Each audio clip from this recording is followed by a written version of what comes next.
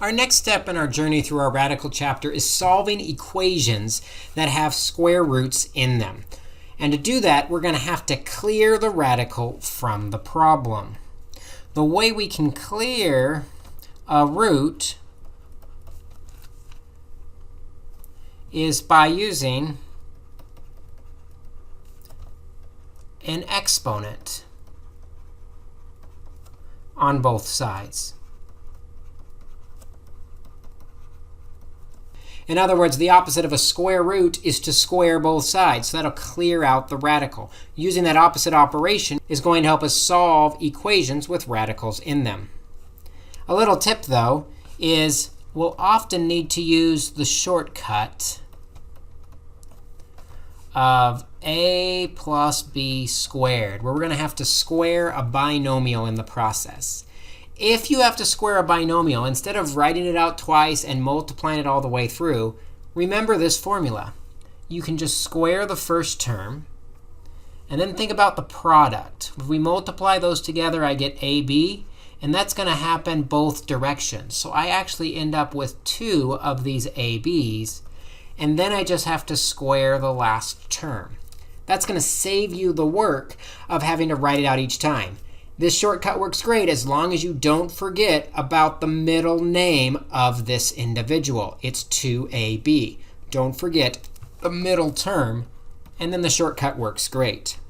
One thing we have to watch out for, though, as we're clearing radicals is sometimes clearing the radical with an exponent creates solutions that don't actually exist, that don't work in the problem. We call those extraneous solutions.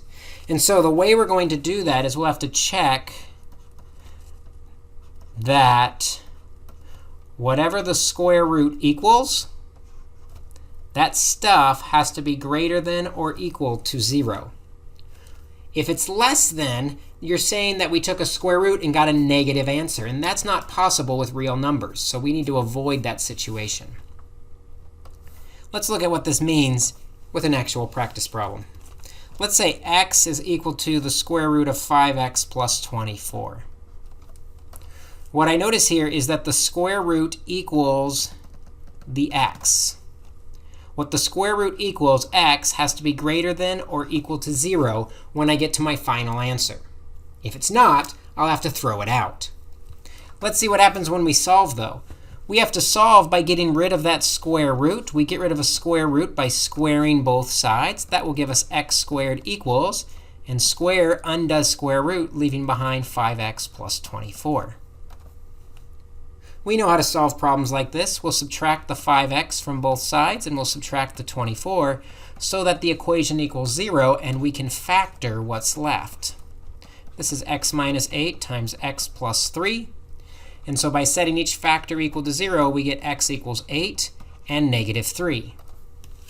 But before you get excited saying that's our solution, remember originally we said x has to be bigger than or equal to 0. Which means our negative 3 solution is no good, and the only solution that works is the x equals 8. Be careful when you clear radicals. We have to check the solution. Let's try another example.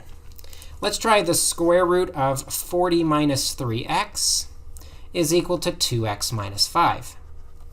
Again, with this one, because the square root equals this 2x minus 5, I'm going to write to the side that 2x minus 5 has to be greater than or equal to 0.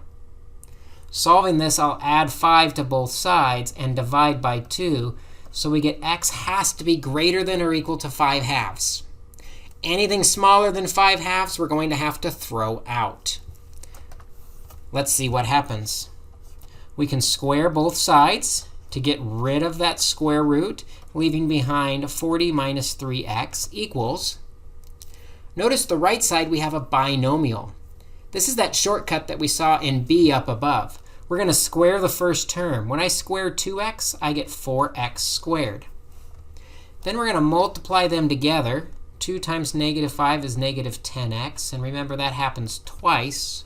So we end up with negative 20x. And then 5 squared is plus 25. Now I'm going to make it equal to 0 by adding 3x to both sides and subtracting 40.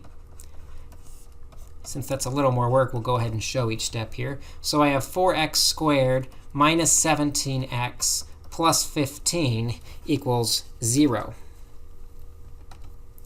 Again, I just need to factor what's left. 4x squared is 4x times x, and 15 is 3 times 5. And they're going to go negative and positive 3, negative 5 and positive 3. That'll give us the negative 17 in the middle. And then I can see from this that x is going to equal negative 3/4, and x is going to equal 5.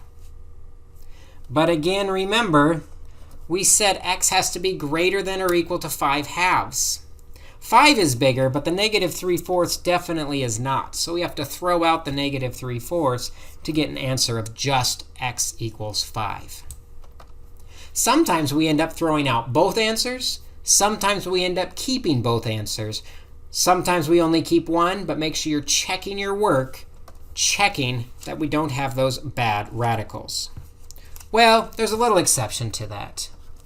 Example C, odd roots don't require the check. Because it is possible to take a negative number to an odd power and get a negative answer. So odd roots aren't a problem. It's actually only the even roots that you have to watch out for that on. So for example, if I had the cubed root of 2x minus 5 equals 6, and I want to get rid of that cubed root, the opposite of a cubed root is a third power, leaving behind 2x minus 5 equals 6 cubed. Well, 6 cubed is 216. Then I just have to solve the remaining equation by adding 5 to both sides. 2x equals 221. Divide by 2, and x is equal to 221 divided by 2. No check required. I don't have to worry about throwing out answers because I had an odd root. So with solving equations with radicals, you clear that radical with an exponent on both sides, watching out for those false solutions, those extraneous solutions that come up from the even roots. These problems were simple where it was just the square root equals something. Our next video will take a look at how we isolate the radical should the equations be more complicated.